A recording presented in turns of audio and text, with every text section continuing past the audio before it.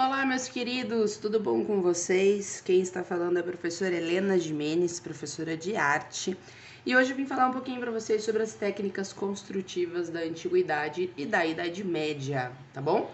Quando a gente pega o programa de prova da UEM, ele divide a arquitetura em técnicas construtivas, tá? Então ele começa, por exemplo, falando sobre a arquitrave, tá? E o que é a arquitrave? A arquitrave é um sistema construtivo onde eu tenho uma viga, tá, de sustentação apoiada nos capitéis das colunas, tá? E aí você pensa na sua memória, poxa vida, onde eu já vi isso na construção, na arquitetura? Nos gregos, né? Nos tempos gregos.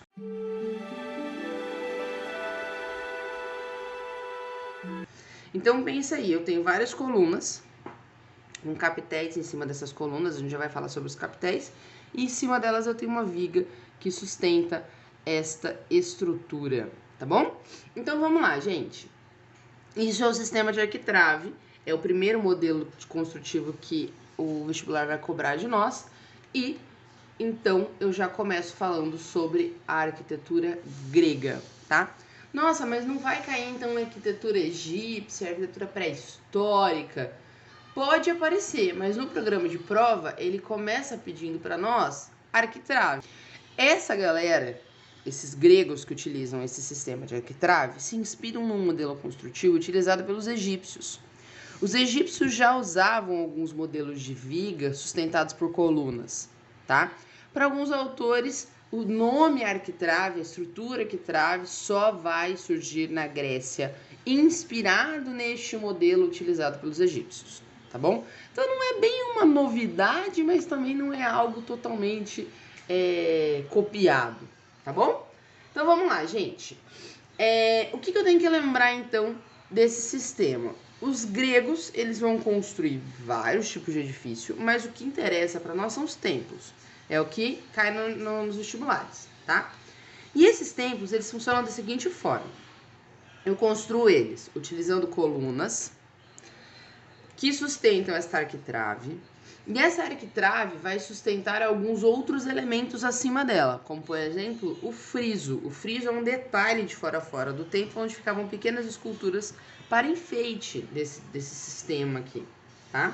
Então basicamente o templo para os gregos ele funcionava para o seguinte uso, tá? Ele era construído para proteção da escultura do deus dono daquele templo. Então, se eu tenho o templo de Atenas, dentro daquele templo somente vai ter uma escultura a deusa Atenas, certo? O templo para os gregos não era utilizado para culto, não era utilizado para estoque, não era utilizado para absolutamente nada que não fosse proteger do sol e da chuva esta escultura deste deus, tá bom? Então, os espaços internos não eram muito avantajados. Isso é uma coisa importante, porque a Igreja Católica, lá na Idade Média, vai utilizar somente uma estrutura de templo da antiguidade, que é o Panteão Romano, porque ele é o único que tem espaço interno para se transformar em uma igreja, tá? Todos os outros templos para a Igreja Católica não vão ter interesse, a Igreja Católica não vai ter interesse neles, tá? Então vamos lá, gente. Basicamente, as construções como um todo gregas eram feitas em madeira, barro ou tijolo de barro, tá? Todas com telhado de palha, tá? E no comecinho da construção da arquitetura grega, os templos eram construídos em forma de ferradura, redondinho, tá? Mais pra frente é que ele vai passar a ser feito em formato retangular. Ele vai se modificar aí. O tradicional é o retangular, todo mundo já deve ter visto, tá? As colunas eram utilizadas como um sistema de suporte, ela não era decorativa, ela serve para sustentar mesmo essa estrutura, tá? Eu preciso de uma coluna a cada 1 metro, a cada 50 centímetros, né? Não, 1 metro pelo menos. Porque a viga ela não vai se sustentar se eu colocar muito peso em cima dela. Então eu preciso desse monte de estruturas na base para sustentar essa viga, tá? E a partir do século 7 a.C., eles passam a usar o mármore na construção desses edifícios, tá? Então eu tenho antes uso de madeira, de barro, de tijolo, e depois eu passo a construir com mármore, tá bom? Vamos à estrutura do templo em si. Então, eu já falei para vocês que eles têm essa ideia de proteção dessa escultura, tá? E aí você tem que entender o seguinte. Os gregos têm um ideal de simetria e harmonia muito fortes. Então, a frente e o fundo do templo, eles têm que ser iguais. Esquerda e direita no templo também tem que ser iguais, tá? Eles têm essa visão de que tudo tem que funcionar dentro de um determinado sistema de busca da perfeição, tá? Então, todo simétrico, todo ordenado. E este templo era dividido da seguinte maneira. A sua entrada era conhecida como pronal. O seu centro era conhecido como naus, que depois vai virar nave na igreja, tá? E aí, no finalzinho, lá no fundo, nós temos o apistódomo. O apistódomo e o pronal são idênticos, né? Muito parecidos. Um é a entrada, outro é o fundo, tá bom? Em torno deste templo, nós temos a sequência de colunas, certo? Em volta deste templo, de fora a fora. Esta estrutura nós chamamos de peristilo. Em algumas igrejas, alguns templos muito ricos, a gente vai ter uma sequência de peristilos externos e depois uma interna. Então, os caras tinham muita grana, eles faziam 2 fileiras de colunas nessas construções, tá bom? Então, vamos lá. Vocês sabem que tô com a igreja na cabeça, que a arte grega se divide em 3 partes, tá? Arte arcaica, arte clássica e arte helenística. Arcaico é o que é antigo. Clássico é o que é quando os gregos começam a estruturar uma arte propriamente com suas características. E o helenístico é quando eu me liberto de toda e qualquer influência externa, tá? De outras culturas. Tudo bem? Por que isso é importante? Porque em cada um desses períodos eu vou ter um tipo, uma característica específica na construção do meu templo. Então, lá no período arcaico, eu tenho um modelo construtivo chamado de ordem dórica. A ordem dórica, ela é muito simples, tá? O meu templo é construído da seguinte maneira. As minhas colunas não têm bases, elas são inteiras. E o capitel, que é aquele modelinho, aquele desenho que é feito em cima da coluna, é super simples, tá? É o mais simples de todos. O meu friso é pouco detalhado. Pensa que a fachada é toda simples na construção da ordem dórica, tá? Quando eu passo para o período clássico, essa ordem dórica, inclusive, vem de influência dos egípcios. Quando eu passo para o período clássico, eu quero me afastar um pouco dessa influência muito rígida dos egípcios. Então, eu começo a modificar o meu templo. Como que eu modifico ele? Modificando a ordem. A estrutura é a mesma. O que vai mudar são os detalhes, tá? Eu modifico, então, eu coloco uma base na minha coluna, eu ponho um detalhe ali na parte de baixo da coluna, e eu troco o capitel. Eu posso fazer um capitel com um formato em espiral, 2 espirais, na verdade são 4. 4 espiraizinhos que eu vejo ali, que parece um cabelinho de uma mulher, um cachinho, tá? Passo a modificar esse capitel. Mudo também o detalhe do friso, mudo detalhes, né? Os detalhes não importam tanto, o que importa para nós é a coluna, é a modificação da coluna, tá?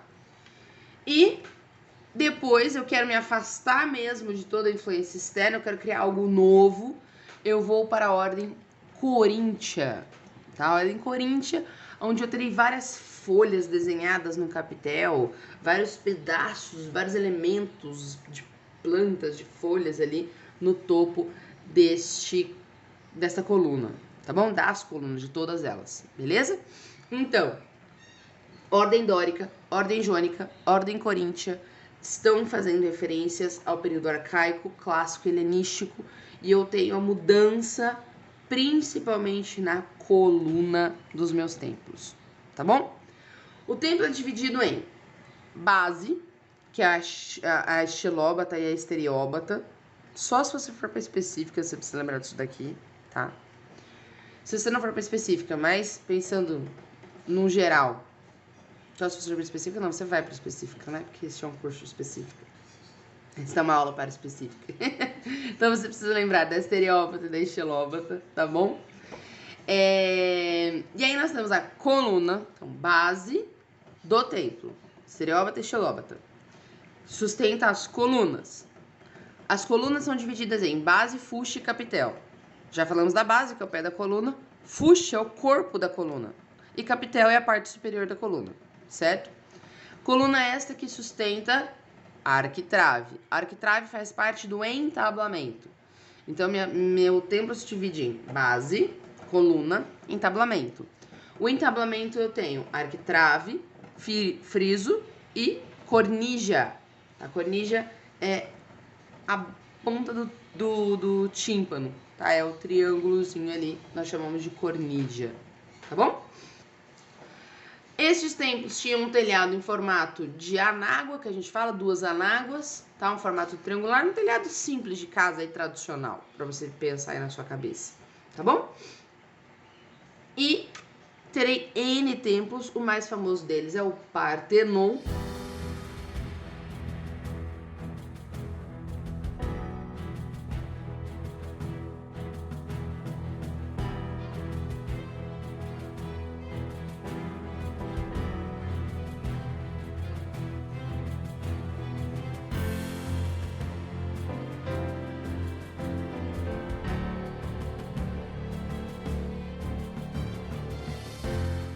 Construído no estilo dórico, tá? Puxa lá uma foto do Partenon. Os templos eram coloridos, essa é uma informação recente e importante, tá? Os templos eram bem coloridos, com o tempo eles foram perdendo cor, tá? Por isso que eles são branquinhos, né? Hoje feitos de mármore. Existe uma exceção aos templos, que é o templo de Erechtheion, fica na base da Acrópole de Atenas, aonde ele substituiu as colunas por cariátides, pelas musas, são mulheres, tá? Então, em vez de eu ter colunas, eu tenho musas. Procurem aí a imagem das cariátides no templo de Erechtheion, fica na Acrópole de Atenas, tá? É uma exceção que já apareceu no vestibular. Então, eu já falei pra vocês antes, eu acho que já, não tenho certeza. A UEM gosta da exceção, tá? Então, é uma coisa que é bem pertinente aí pra nós, tá bom? Os gregos também fizeram os teatros, tá? Também uma construção arquitetônica. Teatros estes que eram feitos nas encostas dos morros, para aproveitar este declive para colocar as arquibancadas, tá? Estes teatros eram feitos da seguinte forma. No centro deles eu tenho o que nós chamamos de orquestra, que é como se fosse uma arena onde aconteciam os sacrifícios e algumas partes da peça. Atrás nós temos o proscênio e o esquene, que mais pra frente vai ficar conhecido como proscênio e cena, tá? Que era onde aconteciam parte das peças também. E em volta, poderia ser semicircular ou circular completo, nós temos as arquibancadas, tá? Em volta dessa orquestra aí, que pode ser circular ou semicircular, dependendo do tipo de teatro, tá bom? Este teatro ele começa inicialmente a ser feito nas ruas, depois ele ganha peso e vai passar a ser feito então nesses locais, também conhecidos como teatros. Teatro é o local, tá? É o local onde se vê. Então o teatro, na verdade, é o lugar. E a arte produzida ali é a encenação cênica. E aí depois é que a gente acaba chamando tudo de teatro, tá bom? Mas, só pra gente poder amarrar aí, porque eu vou dizer bastante que os romanos sofreram influência dos gregos, tá? Vamos então para a sociedade romana agora, tá? Lá no tópico do vestibular é a arquitrave em Roma, tá? Ainda, tô falando ainda da arquitrave. E depois eu vou passar para o tópico desenvolvimento dos arcos e das abóbodas e das cúpulas na antiguidade, que também vai estar fazendo referência à cultura romana, tá bom?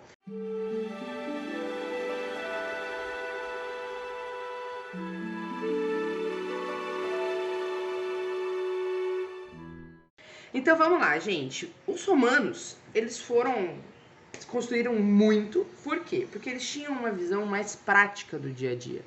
Então eu construo para atender o dia a dia. Eu construo para atender as necessidades da cidade, as necessidades da sociedade. Os gregos, não. Os gregos construíam, obviamente, para uso cotidiano as casas e o templo religioso. Ponto, acabou. Não tenho mais que ficar me preocupando com outros tipos de construção. Os romanos, não. Os romanos, eles vão construir os templos, eles vão construir os anfiteatros, eles vão construir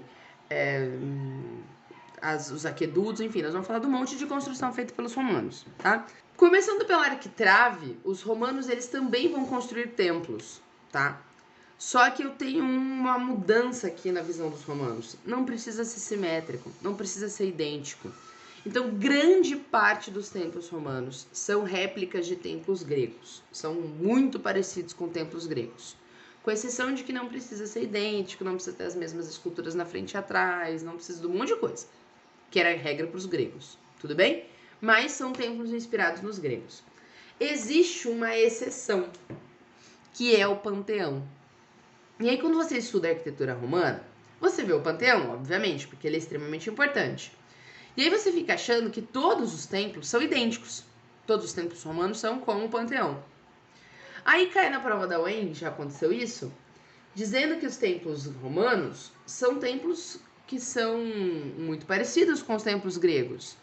Aí você fala, nossa, professora, mas o Panteão não parece um templo grego. Muito pelo contrário, ele é bem diferente. Então essa alternativa está errada. E aí você esquece que praticamente todos os outros templos romanos são cópias gregas, tá? O que o Panteão tem de tão diferente? Ele tem uma frente de templo grega, tá? Com 3 faixas de colunas, como se fosse o peristilo, mas são 3 linhas paralelas, tá? De colunas. Com um frontão, com um telhadinho, 2 anáguas, bonitinho, tá? Só que a parte posterior deste templo é uma grande cúpula, tá? E o que é uma cúpula? Existem 3 estruturas arquitetônicas que vão ser muito utilizadas pelos romanos e que têm influência de uma cultura de um povo que viveu na região chamado de etruscos, tá? Então, os etruscos desenvolveram isso daqui, os romanos adaptaram e aí acabou ficando conhecido como arquitetura romana, mas isso vem de influência dos etruscos, tá? Quais são essas 3 estruturas? Os arcos, as abóbodas e as cúpulas. O que é um arco? Um arco é uma estrutura semicircular. Pensa numa porta, só que a parte de cima da porta é arredondada, tá? Pensa num vão de porta, só que a parte de cima do vão da porta é um semicírculo. Isso é um arco, tá? Existem N tipos de arcos, dependendo do formato deste semicírculo. Que pode ser um semicírculo, pode ser uma gota, pode ser um monte de coisa. Pode ser uma flor, em algumas construções árabes, tá?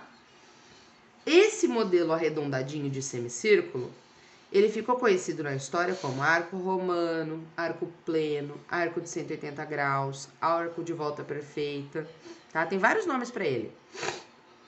Mas, arco etrusco, porque foram os etruscos que desenvolveram. Mas, a grosso modo, a gente precisa lembrar que ele tem essa voltinha aí, tá? Beleza, gente. Esse arco, ele vai ser utilizado como influência para construir uma outra estrutura, chamada de abóboda. O que é a abóboda? A abóboda é um arco, só que com profundidade.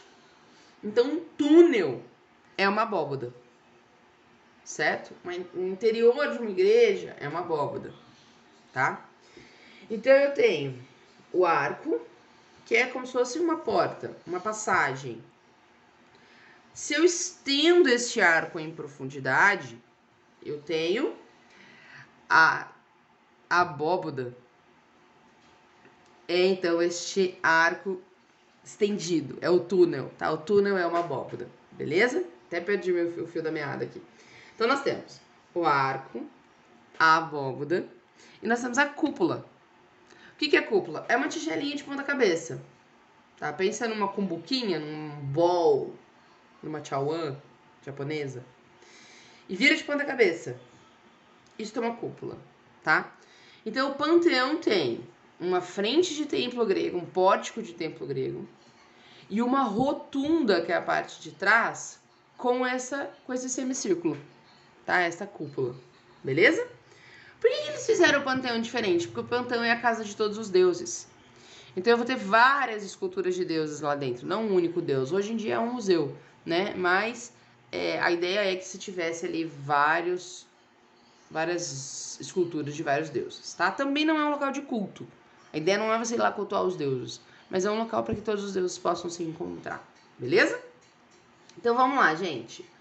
Já falei para vocês que nós temos então essas estruturas que são bem importantes para a arquitetura romana, tá? Como Roma fica numa península e a Grécia são conjuntos de ilhas, na Grécia eu tenho muito morro para fazer os teatros. Em Roma não tenho. Então como que eu resolvo isso? Eu uso os arcos sobrepostos, eu pego um arco, coloco outro em cima dele, outro em cima dele. E ali eu consigo dar altura nas minhas construções. Os gregos não vão ter construções com mais de 2 andares. Os romanos vão ter, tá?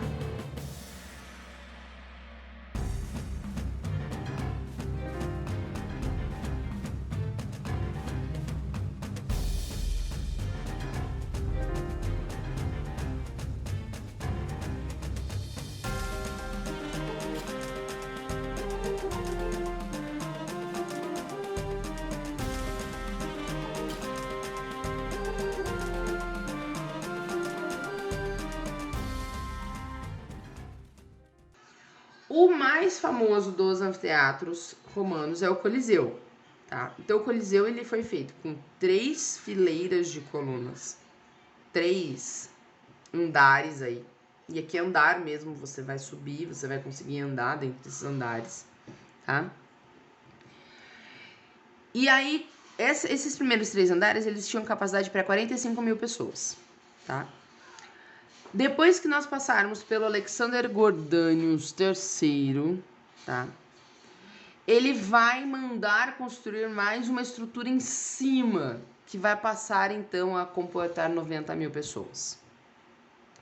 O que vai acontecer com o tempo? Essa parte de cima vai ruir. E aí por isso que nós temos um coliseu com partes destruídas, mas na verdade ele era um círculo completo, fechadinho, bem bonitinho, tá? Ele foi construído com concreto, tá? Um concreto que era uma mistura de cinzas vulcânicas com areia e água. E dentro dele foram colocadas partes de ferro. Então nós chamamos isso de concreto reforçado, tá? Não é um concreto armado ainda, porque o concreto armado são pedaços de ferro trançados, amarrados, por isso chama-se concreto armado. Aqui não, eu coloco placas de metal no meio para ajudar a estruturar este local, tá? E aí eu levantando estes andares, eu ganho a altura para vir ao centro desse edifício descendo com as arquibancadas, tá? Então é uma imitação aí dos teatros gregos, beleza? Com o uso desses arcos, os romanos também vão construir os aquedutos. O que é um aqueduto? Pensa numa ponte.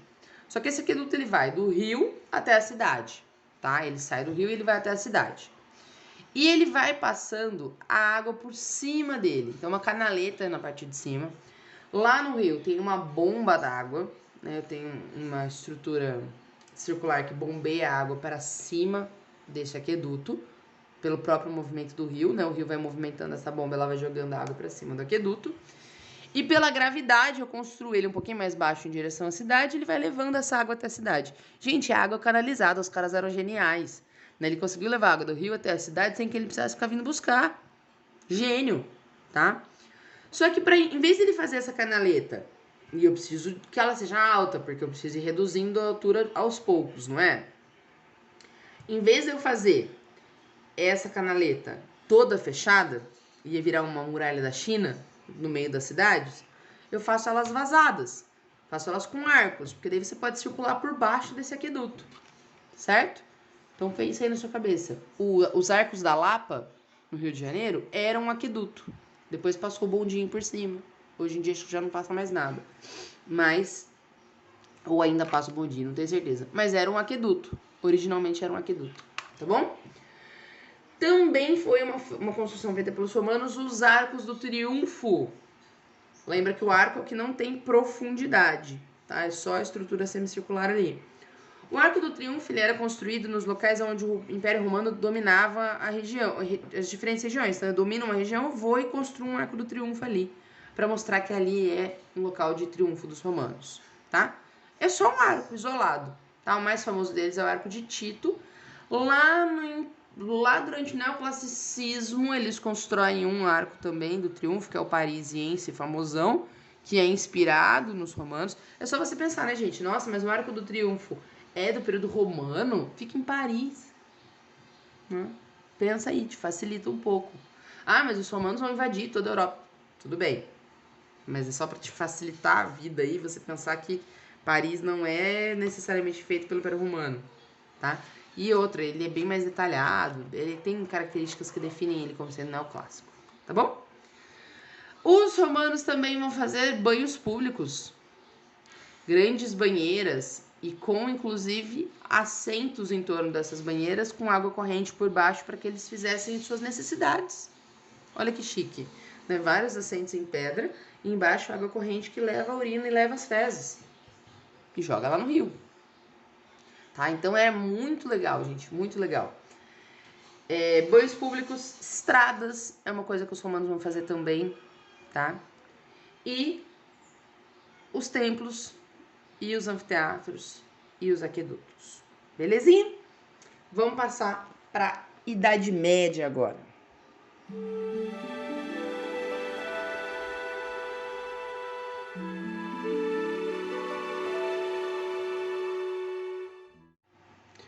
Bom, quando a gente chega na Idade Média, tá? A gente precisa lembrar o seguinte, que a Idade Média ela é dividida em 3 períodos.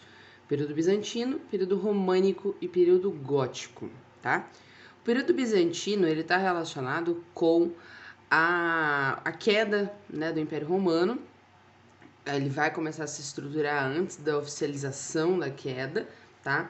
E nós temos um imperador chamado Constantino que vai então sair de Roma e vai para a cidade de Bizâncio e transforma ela na cidade de Constantinopla. Puxa lá o seu conhecimento de história, tá? E aí o que vai acontecer, gente? Essa arte produzida neste local, tá? Não é exclusivo deste lugar, ela vai se expandir para outras regiões, mas a grosso modo é a arte feita em Constantinopla, fica conhecida com este nome de arte bizantina, tá? E aí, no tópico do vestibular, ele aparece para nós como o desenvolvimento dos arcos, das abóbodas e das cúpulas na Idade Média, no mundo bizantino. Então, o que ele está dizendo já para nós? Que eu vou continuar utilizando as abóbodas, as cúpulas e os arcos, só que de uma maneira diferente dentro da arte bizantina, tá bom? O que eu preciso lembrar rapidão aí sobre a arte bizantina? Primeiro que o que rege a estrutura dessa região é a igreja ortodoxa, católica ortodoxa, né, na verdade.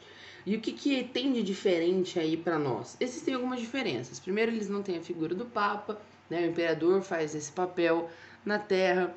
A igreja, a cruz é um pouquinho diferente, a igreja é um pouquinho diferente, então eu abandono uma coisa que vai ser muito utilizada durante o restante da Idade Média pela igreja católica romana, tá? Que é diferente, a apostólica romana, diferente da católica ortodoxa. Eles não vão usar a igreja em formato de cruz, que é uma coisa que vai ser muito utilizada no período românico. Muito utilizada não, né? Só vai ser utilizada a igreja em formato de cruz durante o período românico. Então, esse tipo de coisa vai acontecer, né? De ter algumas diferenças aí entre eles. Eles vão ter a ideia de cultuar imagens, que são os ícones. Já os românicos não vão ter isso, né? Nós teremos uma batalha, entre aspas, aí, entre eles, que é a querela das imagens, né? A briga entre a ideia dos ícones. Os ícones são pequenas imagens de Maria, Jesus, e aí vai rolar uma treta aí entre os romanos do Oriente e os romanos do Ocidente, que já nem são mais tão romanos, né? Isso já aconteceu, a divisão já aconteceu há muitos anos antes. Mas vai acontecer uma confusão aí por conta dessas imagens, tá? Então, só para amarrar com vocês. E o que a gente tem na arquitetura? Eles vão usar cúpulas gigantescas, tá? Só que o que eu faço com essa cúpula? Eu apoio essa cúpula em cúpulas menores ou em arcos menores. E aí essa cúpula ela se eleva muito mais do que as outras construções arquitetônicas que já estavam sendo feitas no período romano, tá? Então, eu vou ter interiores gigantescos dessas igrejas, porque eu vou ter praticamente o dobro de altura dentro delas, certo? Então isso é bem característico da principal construção bizantina, que é a igreja de Santa Sofia, que fica em Istambul. Hoje é um museu, tá? Dá uma olhadinha na imagem da igreja de Santa Sofia, tá? E você consegue ver de cara, se você der uma procuradinha, esse escalonamento, essa construção em andares, põe aspas aí, porque na verdade não é bem a ideia de você subir em diferentes andares, mas essa ideia de você colocar a cúpula em cima do arco, em cima de outra cúpula, para dar essa sensação de altura, tá? É uma igreja gigantesca, tá? Para vocês terem uma ideia, a cúpula tem 55 metros e ela está apoiada em cima de arcos, então é bem grande, tá? Os arquitetos, você não precisa saber, não aparece. O que aparece a grosso modo é isso, tá? Em relação à arquitetura bizantina, que isso tudo é apoiado em cima de arcos, de colunas, que vão trazer referência da antiguidade, tá? Então eu busco essa referência lá da antiguidade, só que eu preciso lembrar uma coisa. Antes, lá no período romano, eu não tenho construção de igrejas. Então, isso já é uma novidade. A construção de igrejas já é uma novidade, tá? Eu não falei para vocês sobre a arte paleocristã, que é a arte que vai acontecer no finalzinho do Império Romano, que é a arte dos primeiros cristãos, porque estas igrejas construídas nesse período, elas não são ícones arquitetônicos, tá? Até porque muitas, entre aspas, igrejas eram túmulos. O que acontecia na arte paleocristã? Eles se encontravam em túmulos de cristãos que já haviam falecido, tá? Túmulos grandes. Me fugiu o nome agora desse túmulo que você consegue entrar dentro dele. E aí, ali se faziam encontros religiosos, porque eles eram perseguidos pelo Império Romano, tá? Que na época era politeísta, enfim. Então, eu tenho essa mudança muito brusca, né? Eu tenho um novo tipo de construção. Eu deixo de fazer templos e eu passo a fazer igrejas, tá? Isso é uma coisa que vai acontecer aqui no período bizantino, esse choque aí, tá bom? Beleza, gente. Então, lá no período, lá em Bizâncio, eu tenho, né, mudança para Constantinopla e a construção dessas igrejas. E no restante da Europa? O restante da Europa, ele começa a se modificar aos poucos, tá? Então, eu vou começar a me transformar em uma sociedade feudal. Puxa lá o que você sabe de história também, tá? Me transformando em uma sociedade feudal, as igrejas, que é o que interessa para nós a nível de construção arquitetônica, e além dos castelos, os castelos também vão começar a ser construídos aqui, mas eles nunca apareceram no vestibular, tá? O que apareceu sempre as igrejas. As igrejas que estão sendo construídas, foram construídas no período românico, elas acontecem da seguinte forma: ou elas eram feitas dentro dos feudos, tá? Ou elas eram feitas em locais de peregrinação. Então, haviam alguns caminhos, como por exemplo o caminho de Santiago de Compostela, aonde você fazia ali um processo de peregrinação. Como muita gente circulava pela região, de certa forma era seguro, bem entre aspas aí, e essas igrejas ficavam no decorrer desse caminho, tá bom? O que vai acontecer com essas igrejas do período românico? Por conta de estar dentro do sistema feudal, essas igrejas elas serviam também como proteção. Porque vamos supor que você tá ali durante uma missa, tá? As missas começam a se estruturar aqui durante a Idade Média. E acontece uma invasão bárbara. O que você vai fazer? Você fecha a igreja e fica todo mundo ali dentro, certo? Então a igreja ela precisa ter esse cunho protetivo, tá? Então, como elas eram construídas? Elas eram construídas com uma abóboda central, uma abóboda de berço, tá? Lembra que a abóboda de berço é a que fica parecendo um bercinho de ponta cabeça. Em paredes rígidas, paredes largas e rígidas, com pequenas aberturas para entrada de luz. Por quê? Porque a abertura ela tem que ser suficiente para entrar a luz e não passar uma pessoa. Então, pequenas aberturas para entrada de luz, paredes rígidas, paredes fortes, com uma abóboda central. tá? Só que vai acontecer uma novidade, eu já dei o spoiler para vocês, vai acontecer a construção das igrejas em forma de cruz, tá? E aí o que que acontece, gente? Eu tenho uma abóboda vindo na horizontal ou na vertical, tanto faz. E eu vou cruzar uma outra abóboda por ela, na horizontal ou na vertical, para que aquilo se torne uma cruz, certo? Então pensa aí, pensa no formato da cruz. Como que eu resolvo aquela mudança aonde eu tenho o encontro entre as duas abóbodas? O que eu faço quando eu encontro as duas abóbodas? Surge um novo modelo chamado abóboda de aresta, que parece um xizinho, tá? É o encontro entre as duas abóbodas, é um xizinho, e ali então eu resolvo esse problema. Por que isso só vai surgir na Idade Média, a abóboda de aresta? Porque a necessidade dela só vai surgir quando eu for construir as igrejas em forma de cruz. Antes das igrejas em forma de cruz eu não precisava delas, né? Ela surge só porque eu tenho esse encontro entre as duas abóbodas, tudo bem? Não tem a ideia de ser simétrico, eu abandono todas aquelas ideias dos gregos, tá? Ah, professora, mas eu não vou ter referência a nenhuma antiguidade clássica? Claro que eu tenho, gente. Isso aqui chama período românico, né? Totalmente inspirado em alguns referenciais romanos, principalmente no uso dos arcos e das abóbodas, tá? Também terei cúpulas em algumas igrejas, mas não é o foco aqui. O meu negócio é fazer uma abóboda bem comprida, e aí eu atravesso uma abóboda nela, tá? Então eu faço uma abóboda na vertical e eu atravesso uma na horizontal, para você conseguir imaginar aí na sua cabeça, tá? E aí eu resolvo esse encaixe com esta nova abóboda chamada abóboda de aresta, tudo bem? Eu vou ter igrejas dessas espalhadas por toda a Europa, tá? Então, existem algumas específicas. Eu sempre mostro a San Martín de Tours, que fica na Espanha, que é uma igreja bem fechada, eu gosto da imagem dela. Uma única entrada na frente, mais duas entradas laterais. Por que eu digo uma única entrada na frente? Porque no período gótico você vai mudar, vão passar a ser 3, tá? Então, uma única entrada na frente, duas laterais, pequenas entradas para luz, pequenas janelinhas, tá? Isso é bem importante. Só que tem uma igreja, uma danada numa igreja, que sempre vai aparecer no teu vestibular.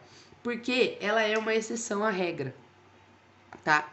Que é a Catedral de Pisa. Sabe a Torre de Pisa, tortinha? Que, né, o terreno cedeu e ela ficou um pouquinho tortinha? Junto com ela existem mais 2 edifícios, tá? Então a Torre de Pisa é o campanário, é onde ficam os sinos. Junto com ela a gente tem a catedral, a igreja, tá?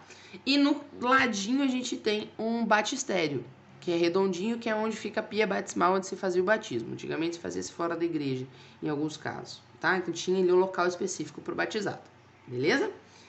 Essa bonitinha dessa igreja, se você for olhar as imagens dela, ela é muito diferente das igrejas românicas, tá?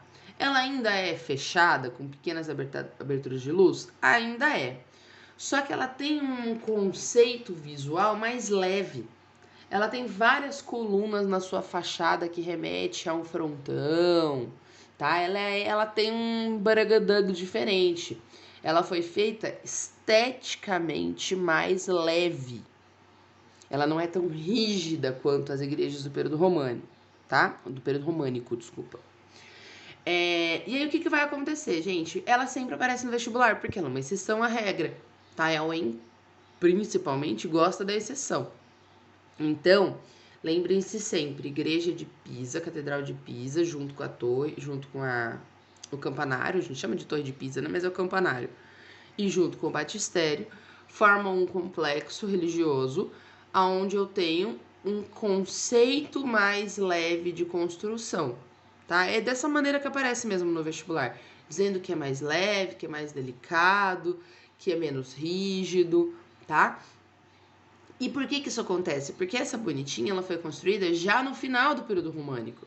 Eu já tô caminhando pro período gótico, então eu já tô querendo mudar. Eu já não tô gostando muito mais do que tá acontecendo. Eu quero fazer uma coisa diferente, tá? Então, eu vou ter essa mudança justamente porque eu tô chegando no final. da Idade Média, tá bom? Quando que essa mudança vai acontecer? A Idade Média ela vai acontecer de 476 até 1300, 1400, 1500, dependendo da região, até 1600, né? Porque vai depender da disseminação do Renascimento. O Renascimento começa na Itália e depois ele vai se espalhando. Então, na Itália, a Idade Média se finda em 1300, tá? E aí depois eu vou espalhando em algumas regiões da Itália, né? E depois eu vou espalhando isso daí, tá? Então, não é uma data muito precisa, mas a Idade Média gótica, que é o último período, ela vai acontecer entre o século 12, 13, tá? Tá por ali, tá bem no finalzinho. Então, praticamente a Idade Média inteira está dentro do período românico.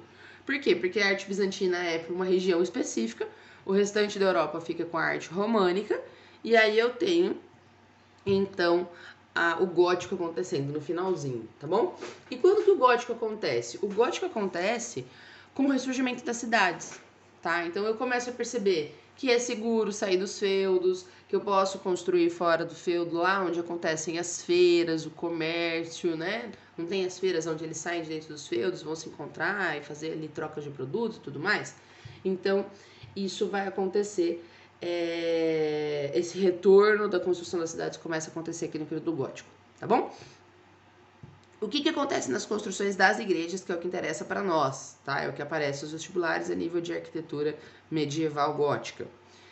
Elas vão abandonar a ideia de verticalização dos edifícios românicos, de horizontalização, desculpa.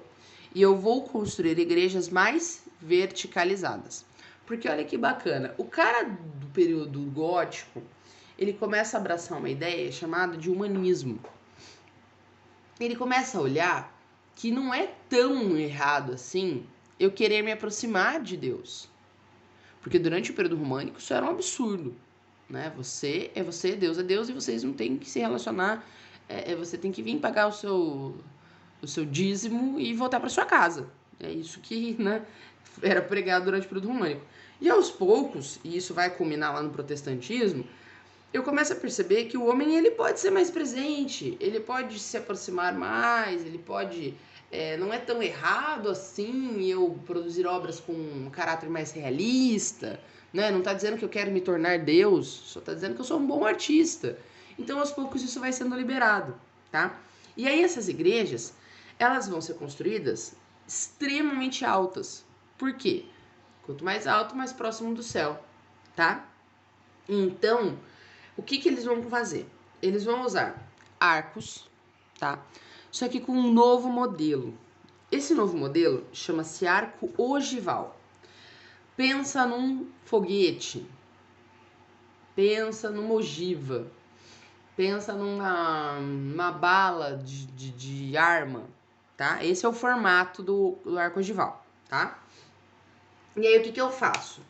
Eu pego esse arco ogival, pelo fato dele ter uma inclinaçãozinha na sua ponta, ele me dá uma possibilidade de construção onde eu consigo pegar esse arco e esticar ele em verticalidade.